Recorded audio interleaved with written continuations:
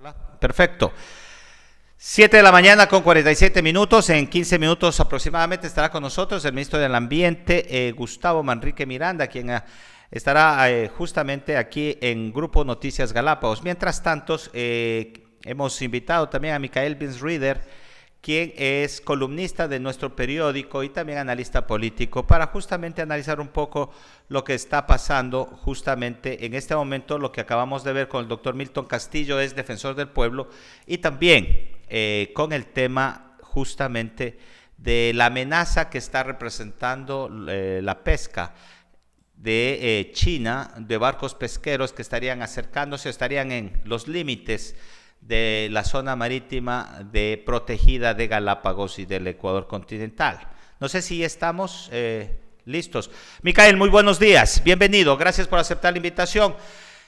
No sé si pudiste escuchar un poco la entrevista con el ex defensor del pueblo, Milton Castillo, y sobre todo definamos un poco qué es lo que está pasando a nivel nacional con esta importante institución que parecería ser que tenía un blindaje para que la parte política no pueda afectarla, pero vemos que ha llegado a esta situación. Buenos días, Michael.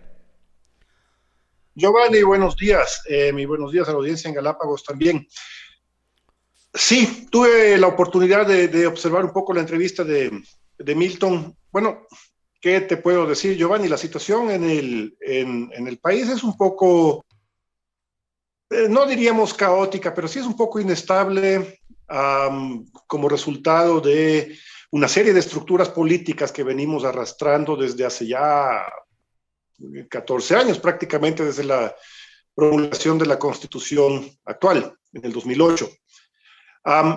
El caso de la Defensoría del Pueblo es uno más, ¿no? Que se suma, por ejemplo, al caso de la Contraloría, o al caso del municipio de Quito, o al caso de la Fiscalía, donde tenemos autoridades que en el caso de la Fiscalía hasta el día de ayer, y en el caso de la Defensoría del Pueblo, están detenidos, están en prisión, pero siguen despachando. Y no se entiende muy bien cuál es el mecanismo jurídico para poder Exactamente. ¿Cómo es que pueden seguir despachando estando acusados y peor aún detenidos, Michael? ¿Cómo se entiende esto? Exactamente. Entonces hay leyes contradictorias, hay posiciones contrapuestas. Por un lado, no deberían poder estar despachando porque supuestamente la Ley Orgánica de Servicio Público, por ejemplo, te indica que si tú no estás en capacidad de ejecutar tu función, en este caso porque estás detenido, entonces no puedes ejecutarla y tienes que dejar el puesto. Pero en este caso, como ellos mismos autodefinen, por ejemplo, que ellos siguen despachando desde la prisión, aunque en teoría en la cárcel tú no deberías tener acceso ni a internet, ni a teléfonos, computadoras, exactamente, está secretarias, prohibido. nada por el estilo. Exacto. ¿Te imaginas? Entonces siguen haciendo eso. El caso de la Defensoría del Pueblo es un caso clásico.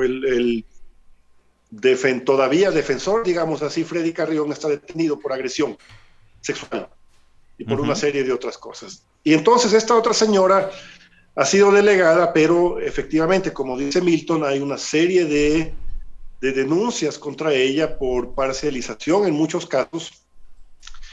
Y no solamente en Galápagos, sino también en el continente estamos viendo que hay cierta dedicatoria hacia ciertas cosas.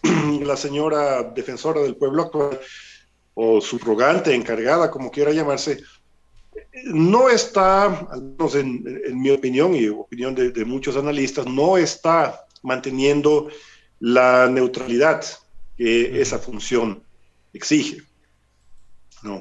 ¿Por qué ella empieza a jugar políticamente con los puestos de los defensores del público cuando entendemos de que esta institución sobre todo estaba, digamos que, como decíamos, un poco blindada de esta presión política justamente para que ejerza libremente sus funciones?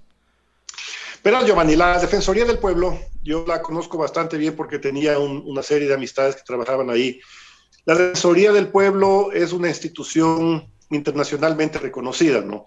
Se supone que no es una función del gobierno, es una función estatal, sí, pero supuestamente es completamente independiente, tiene su propia ley, tiene que defender los derechos humanos de acuerdo a la Declaración de los Derechos Humanos. Entonces, Correcto. en teoría debe ser completamente apolítica. Pero desde la época del correísmo, desde las presidencias de Rafael Correa, la Defensoría del Pueblo tradicionalmente ha sido una entidad defensora de los intereses del gobierno.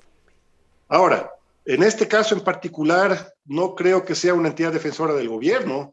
Yo pienso que la señora defensora del pueblo en este momento tiene una agenda propia de ciertos sectores de interés. Ahora, como la señora defensora del pueblo actual está medio en la cuerda floja porque no se sabe qué mismo va a pasar, sí pudiera dar la impresión de que está tratando de hacer favores políticos y de estar ubicando ciertas personas como para posicionarse mejor ella. Si no, definitivamente no creo que sus decisiones estén basadas en una neutralidad institucional, digamos así, sino que sí hay una agenda política detrás.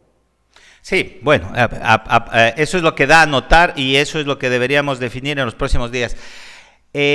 Bueno, en todo caso, entiendo que existen leyes y lo que está haciendo el doctor Castillo es justamente lo correcto, ¿no? También pedir un recurso de amparo para salvaguardar sus propios derechos. Esto tendrá que definirlo la justicia, pero en un gobierno que recién empieza, esto también como que deja mucho que pensar, ¿o no? Mira, Giovanni, tú sabes que yo he sido uno de los principales defensores de Creo y he apoyado a Guillermo Lasso, pero sí les hemos dicho a todo nivel, dentro y fuera de Creo, que están cometiendo una serie de errores que no son necesarios. Es decir, no son necesarios y están asumiendo posiciones que no reflejan las ofertas de campaña y la línea política que se supone que elegimos. Entonces, entrar en un juego político, ¿no? Entrar en un juego de repartos, de partidismo, de conveniencias y ubicaciones, es algo que precisamente hemos querido dejar detrás. Como tú mismo dices, la Defensoría del Pueblo en teoría es independiente, pero desafortunadamente este cambio que han hecho en Galápagos y los cambios que están haciendo a nivel nacional y ciertas actitudes y posiciones que están tomando, diera a entender que se está tratando de llevar a cabo un posicionamiento político. Y eso es algo que yo no creo que en estas primeras semanas de gobierno sea muy conveniente. Claro, y en todo caso, entendemos que el presidente, como recién se está, digamos que cuajando dentro del poder y dentro de la sociedad, pues tendrá un camino largo que recorrer en este sentido. Entendemos que para eso su grupo asesor tendrá que empezar a trabajar y sobre todo a manejar el ambiente político en mandos medios. Estamos a punto ya de recibir al ministro del Ambiente, mi estimado Micael. Quisiera también ahondar en un tema que también está latente, esta proximidad de la pesca de la flota china. ¿Cómo lo observas tú? ¿Crees que debemos tener una alarma a nivel nacional o es que esto está controlado? Yo vi en las redes sociales, inclusive de la parte oficial, que ya el cónsul chino había mencionado de que se están respetando y se van a respetar todas las leyes internacionales. ¿Cómo ves tú el tema de la incursión o de que venga la presencia de esta flota china, entre otros barcos? Mira, Johnny, eso de la reunión con el cónsul chino, eso es un saludo a la bandera. Lo que te dice el gobierno chino, obviamente es lo que te va a decir siempre, que están respetando las leyes, que no están entrando a la zona de la reserva marina, que no están ingresando a territorio nacional. Y entonces es verdad, o sea, eso ya lo sabemos, esto todos los años lo hacen. Los chinos no son tan bobos de volver a meterse como hace unos años atrás cuando les incautaron el barco. Entonces, los chinos saben muy bien hasta dónde llegar y hasta dónde no, y eso es normal. O sea, cualquier país lo va a hacer, no van a entrar a tus aguas territoriales porque saben que van a cometer una ilegalidad.